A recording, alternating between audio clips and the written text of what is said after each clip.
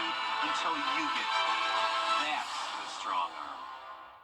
Hey guys, it's Anna Christina here for Roof Savers. It's that time of year again, the perfect time to invest in your home. And what's the most important investment for your home? Your roof. If you've been worried about the age of your roof, missing shingles, black stains, or even leaks, I've got great news for you. There's a scientifically proven solution that can extend the life of your roof by 17 years with just one treatment.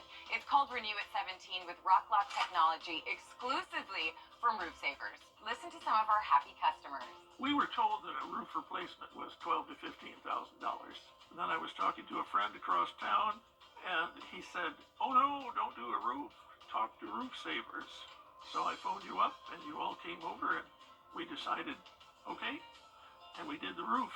And then we had this ugly storm, and the neighbors lost shingles and lost roofs and lost everything else, and we lost nothing. This was a nasty, nasty storm. With everything we saw and everything that went around, everything that was around us, I was pretty certain that we had problems. But when I went out and walked around the house, for what I could see, I didn't climb on the roof, but I didn't see that we had any wind damage whatsoever. None.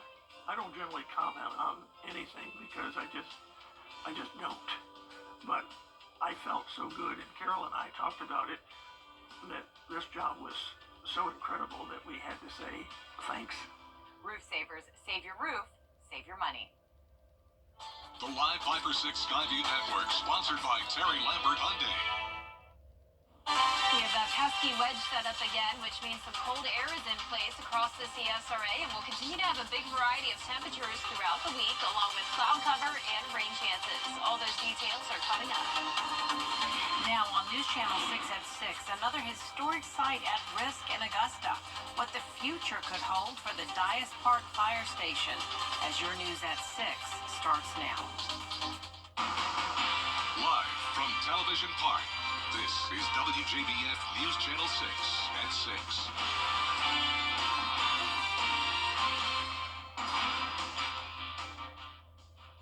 Montgomery, thank you so much for joining us. Brad's off tonight. Coverage you can count on begins with the old fire station at Dias Park facing the wrecking ball, despite efforts to save it. George Escala has the story. The building at Dias Park has been part of the community for more than 130 years, getting its start as a city fire station.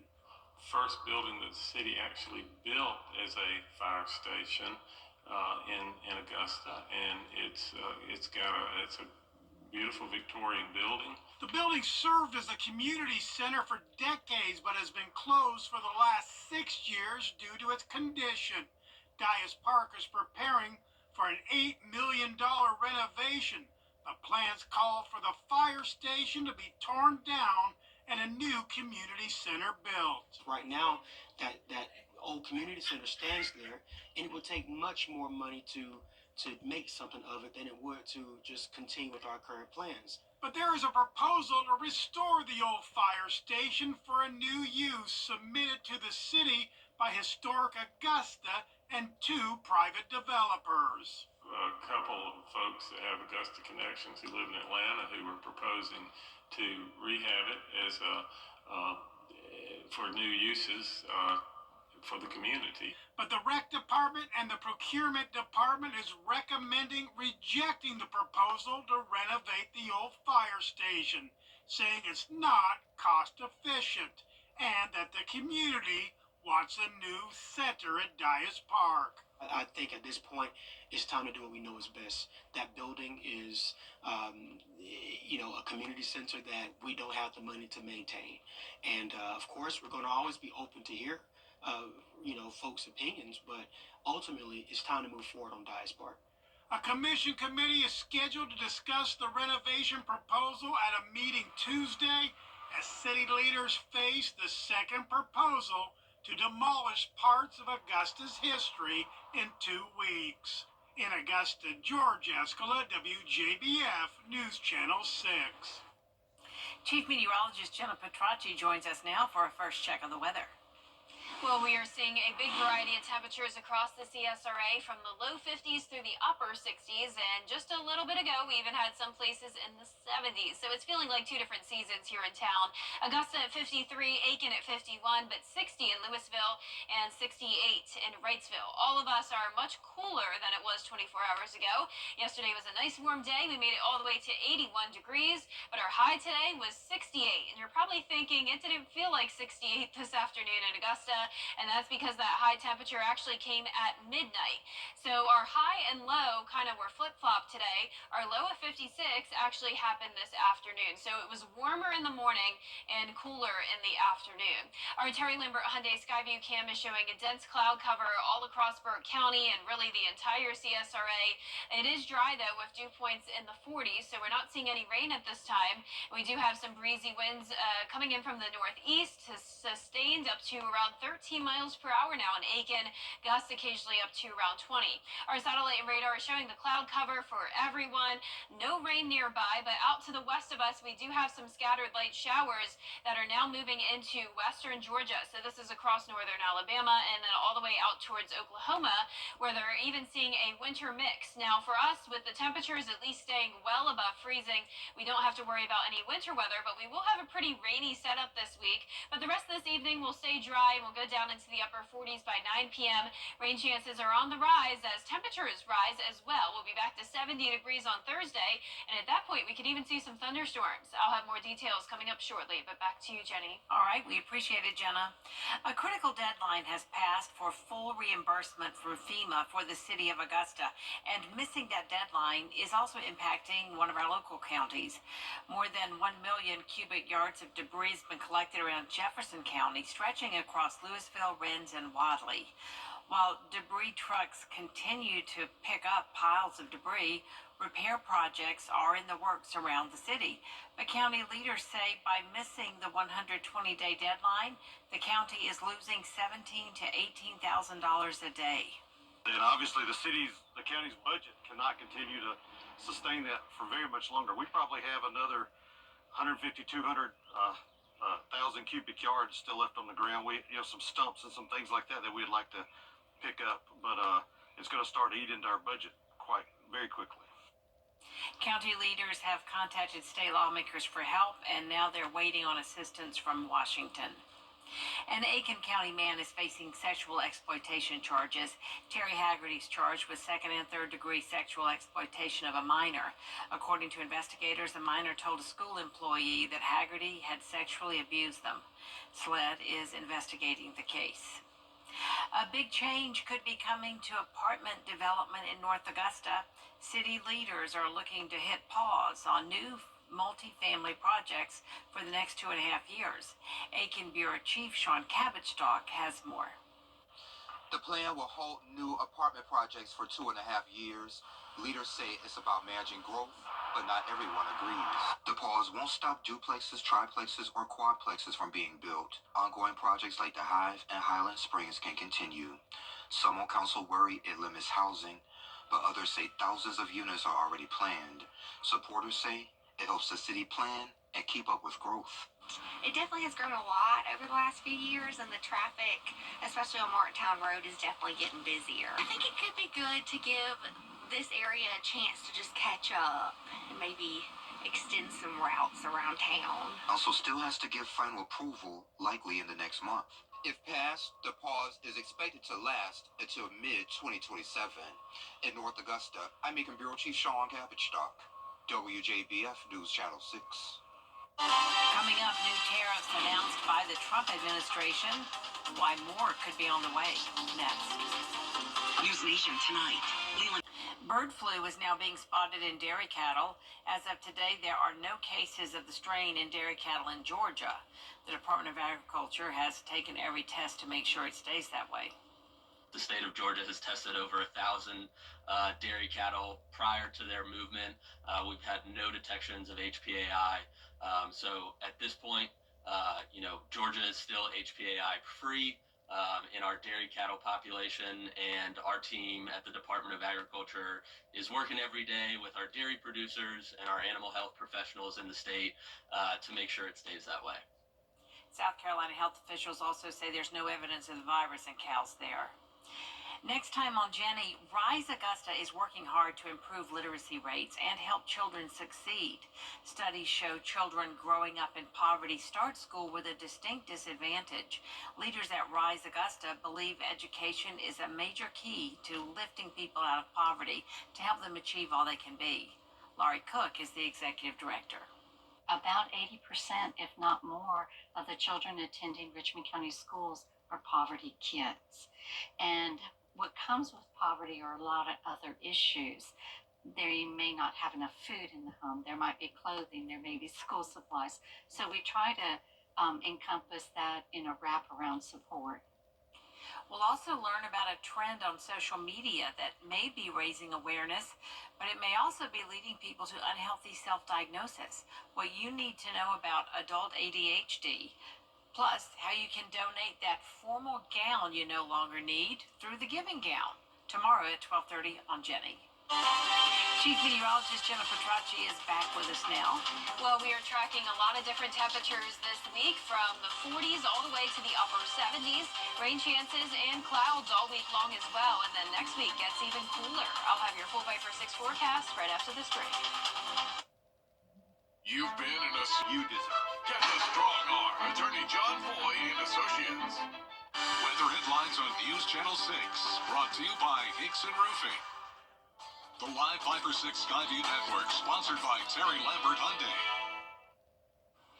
Now, your most accurate forecast with WJBF Live Viper 6. Welcome back. I hope you enjoyed the warm weather yesterday. We actually tied a record high of 81 degrees at Augusta Busch Field, putting us around 20 degrees above our average of 62. And today, or at least in the afternoon, we didn't even get to 62. This morning we started out warmer, but the temperatures gradually fell throughout the day. And right now Augusta's at 53. But we do have some 60s on the map, and that's over in our western counties. 66 in Wrightsville. They were at the 70-degree mark earlier. 61 in Swainsboro, but 10 degrees cooler up in Saluda and Aiken, both sitting at 51 degrees. So you can see we have a rainbow of temperatures all across the southeast, with upper 70s down in Florida, but near freezing over in Oklahoma City, where they actually have a wintry mix happening now. You can see some pink popping up there, now transitioning over to rain. But we have the stalled frontal boundary out to the west of us. High pressure to our northeast. That's driving in a northeast wind, and in return bringing us the colder air today. You can see it's very cloudy outside as well on our Terry Lambert Hyundai Skyview cam, but no rain at this time. We're sitting at 53 once again here in town. Northeast wind of 8 miles per hour. Dew points still low in the 40s. And around the CSRA tonight will be pretty consistent in the 40s for everyone, so it will be chilly, but still above our average low of 37. Here's a look at your Tuesday forecast. We're not warming up much at all, only up to 52 in the afternoon. Very cloudy skies. Morning showers will be here, and actually that will start overnight. And then our highs tomorrow are going to be even more spread out than they were today, anywhere from 48 as that high in Washington, and then upper 60s down in our southern lying counties. So some of us are just really not warming up whatsoever tomorrow. You can see all of the blue here indicating temperatures in the 40s, but our southern counties are going to be in the 70s by Wednesday afternoon, even some upper 70s possible. So tonight at midnight, so going into Tuesday morning, we're going to start out dry, but then a few showers pop up along the I-20 corridor and towards the north. If you're anywhere towards the south of Augusta, it will pretty much be dry through Tuesday morning. There's a look at lunchtime tomorrow, just a few lingering showers. So for the most part, just another cloudy day tomorrow. But we will have a series of disturbances coming through, keeping those rain chances around over the next few days. So first, the warm front comes through, and that really just stalls out at first. And you can see a lot of rain all across the southeast. This is Tuesday at 11 p.m. Then, once that front does eventually move to the north of us, we will be under the warm sector. So we'll start to warm up by Thursday, and we'll have this cold front approaching, and notice some heavier rain and some gusty winds indicated by the way that line's looking there in Mississippi. So all of this thunderstorm activity will be moving into our direction by Thursday. But for the most part, when it comes to that potential flooding threat, that will be to the west of us. So anywhere from Mississippi down to Louisiana, that's where we're talking 5 inches of rain. For our area through Friday, most of us only up to around an inch, but our northern counties could be talking 2 to maybe even 3 inches of rain by the time this is said and done. Now, as we get to Valentine's Day, we're actually drying out, But don't let that fool you because the rain chances return very quickly. By the weekend, temperatures are going to be in the 60s, but then we fall to the 50s for highs next Monday and a low of only 30, so below freezing on Monday morning. Now, congratulations to today's umbrella winner. That is Olivia Jackson from Washington. Olivia, you can pick up your umbrella here at the station and sign up to win yours on WJBF.com. All right, Jenna, thank you. Coming up, Clemson men's basketball gearing up for another opponent tonight, coming off their upset win over Duke on Saturday. Hear how Coach Brad Brownell is preparing his team in sports. WJBF. This event to access the benefits you've earned. We're here to help. Call Nuclear Care Partners to RSVP. The Coffee Club on News Channel 6, sponsored by Honda Cars of Aiken. The Live 5 for 6 mobile app. Download it today. Now, WJBF sports coverage you can count on. The high school basketball regular season officially wrapped up in the Peach State with the Georgia High School Association and Georgia Independent Athletic Association beginning region tournament play starting tonight. The top 4 teams in any region automatically go to their respective state tournaments. Region championships are really on the minds of every team heading into it, but teams could punch their ticket to state if they win at least one game. How teams finish in the region tournament also determines the seeding at state. The top 2 seeds get to host the first round state tournament games. For a full list happening throughout the week, head on over to our website, WJBF.com, for more details. In the Palmetto State, Barnwell's Brian Smith was named the South Carolina Athletic Coaches Association Coach of the Year last month. The News Channel 6 sports team paid a visit to Barnwell High School earlier this afternoon to discuss Brian Smith's Coach of the Year honor. We also spoke with the Barnwell principal and expressed his thoughts on the award, what's next for Barnwell in the off-season, and why he enjoys his profession, and much more. I've known Coach Smith for a long time, know what he's about. Just does a great job with our guys and what he pours into them. And I got in this business not really to win championships. Yes, we want to, but we got in this business because we want to make a difference in people's lives, and that's what we try to do every day. And so as long as we can continue to do that, we're going to keep doing it. And more on Barnwell head coach Brian Smith and everything else you need to know on the biggest sports weekend. Get it started with our brand new show, 6 Sports Saturday. Gabriel Stovall and I will get you ready for the weekend ahead and take you behind the scenes to meet the people who make all the big moments happen. The second episode of 6 Sports Saturday starts at 9:30 right after Good Morning Augusta. And over to the ACC, the Clemson Tigers looking to carry their momentum from Saturday's victory over second-ranked Duke into tonight against North Carolina. The 77-71 win was their highest-ranked victory since 2001. It also marked Clemson's highest-ranked win over Duke since 1980.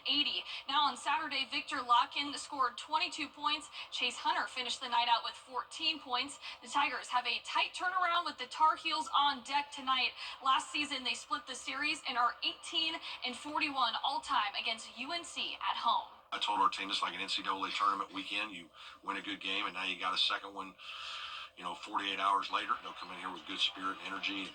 Obviously, this is a big win for them if they can get it, quad one. And obviously, it's a big game for us. We need to keep doing what we're doing. Tip-off set for Little John Coliseum, 7 p.m. tonight on ESPN. All right, Gianna, a lot happening. Yes. Thank you so much. We'll be right back. Need inspiration? Reasons to shop Hamricks today. You can't always choose the weather, but you can choose your weather app. Go with the most accurate and most trusted, the Live 5 for 6 mobile app. Download it today. Need inspiration? Shop Kroger. For thousands of appetizing ingredients and meals, savings like $600 in digital coupons, and up to $1 off per gallon at the pump. So you get big flavors and big savings. Kroger, fresh for everyone.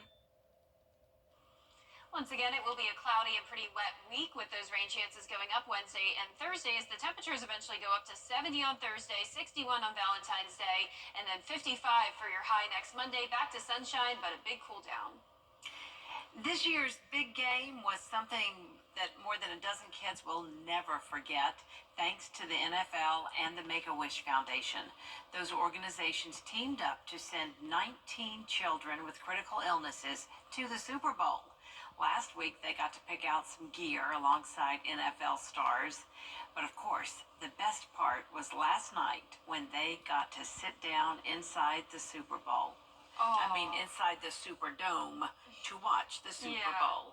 What an amazing opportunity. Absolutely. So nice for those groups to do that for those kids.